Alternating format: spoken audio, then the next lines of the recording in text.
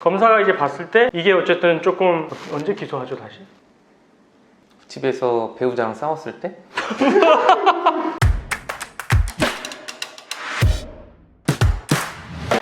안녕하세요, 로이어 프렌즈입니다. 구독, 좋아요, 댓글, 알람 설정까지 부탁드려요. 네, 오늘 저희가 준비한 내용은 최근에 이제 기사가 뜬 사건이 있어요. 좀 유쾌하지 않은 사건이에요. 두 분 변호사님들은 당연히 나한테 돈을 보여줘, 그 프로그램 알죠? 키로도 많이 쓰던 그거? 예. 그냥 쇼미더머니라고 하면 되죠. 왜? 쇼미더머니에 나왔던 이제 나플라 씨도 있고, 루피 씨도 있고, 이제 그 외 또 다른 이제 래퍼들이 대마초를 흡연을 하고 나서 기소유예 처분을 받았다라고 하는 게 이제 기사로 떴어요. 그래서 저희는 형사 전문 변호사니까 이제 이런 사건을 많이 접하잖아요. 근데 다른 분들은 이게 기소유예가 무슨 처분인지 이런 것도 좀 궁금해 하실 것 같고, 그리고 실제 대마라는 게 이제 마약 사건인데, 마약 사건에서 마약 사건 되게 중하다고 생각했는데 기소유예가 나올 수 있어요, 이렇게 많이 좀 궁금해 하실 것 같거든요. 기소유예 뭔지부터 말씀 좀 해주세요. 자세한 내용은 예전에 저희가 이제 또 기소유예를 찍은 게 있으니까 이 영상을 참고하시면 될 것 같고요. 그냥 간단하게 말씀드리면 혐의가 인정되긴 하지만 여러 가지 정황을 참작했을 때 검사가 기소를 하지 않고 한번 유예를 해주겠다, 봐주겠다, 뭐 이런 뜻이라고 보시면 될 것 같아요. 한번 봐준다? 맞아요.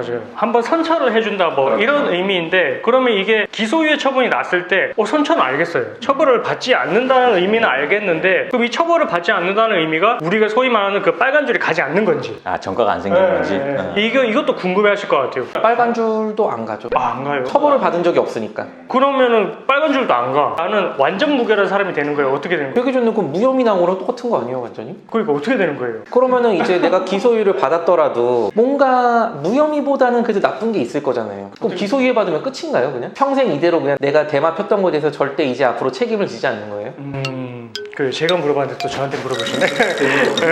센터에 있으니까 네가 대답하셔야죠. 전과라는 게 이제 조회해보서라고 이렇게 개인마다 다 있어요. 검찰청 가시면 떼볼 수가 있는데, 그 내용에 보시면 범죄 경력 자료란이 있고 수사 경력 자료란이 있어요. 근데 이제 범죄 경력 자료는 이제 우리가 어떤 처벌을 받았다라고 하는 그 기록이 남는 거거든요. 언제 어떤 제명으로서 어떤 형을 선고받았다라고 이제 그리고 확정이 됐다라고 하는 게 이제 범죄 경력 자료에 남는 거고, 이게 우리가 소위 말하는 빨간 줄. 전과. 네, 빨간 줄. 전과가 생기는 거고, 근데 이 기소유예 처분이라는 거는 범죄 경력 자료 위에 수사 경력 자료라고 있어요. 어떻게 보면 이런 수사를 받았었다, 이런 그런 자료가 남는 건데, 기소유예 처분은 이 수사 경력 자료에는 기록이 남아요. 네, 근데 이게 무한정 남는 건 아니잖아요. 얼마나 남아요? 한 5년 정도 복원한다고 하더라고요. 맞아요. 5년 정도 있다가 어떻게 보면 그 뒤에는 이제 또 없어진다고 보면 되죠. 기소유예 처분은 실질적으로 따지고 보면 처벌도 아니고 전과도 안 생기는 거고, 그리고 전과라는 게 또 자기가 혼자 떼지 않고서는 알 수 있는 방법은 없잖아요. 기소유예 처분을 받고 나면 거의 흔적이 안 남는다. 근데 그러면 끝이에요?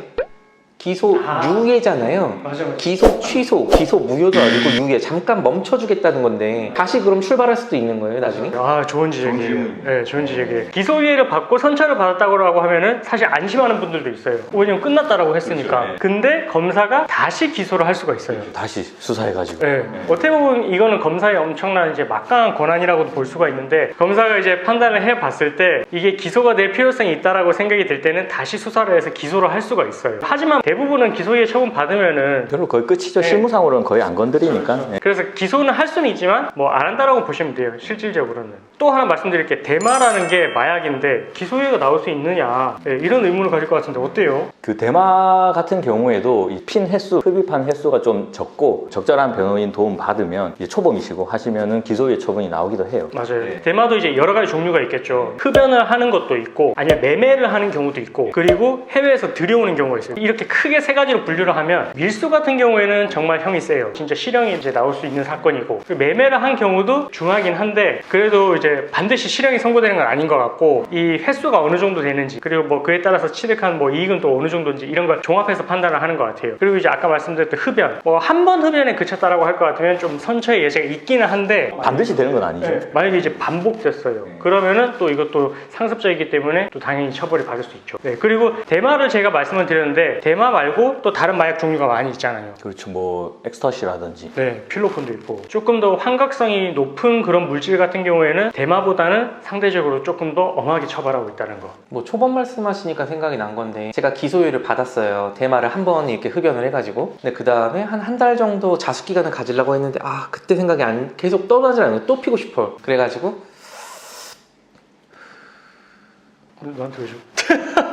아니 보통은 이제 대마 필 때 이렇게 나눠서 피잖아요. 비싸니까 이렇게만 한 번씩 번갈아가면서 빨고. 해본 것 같은데?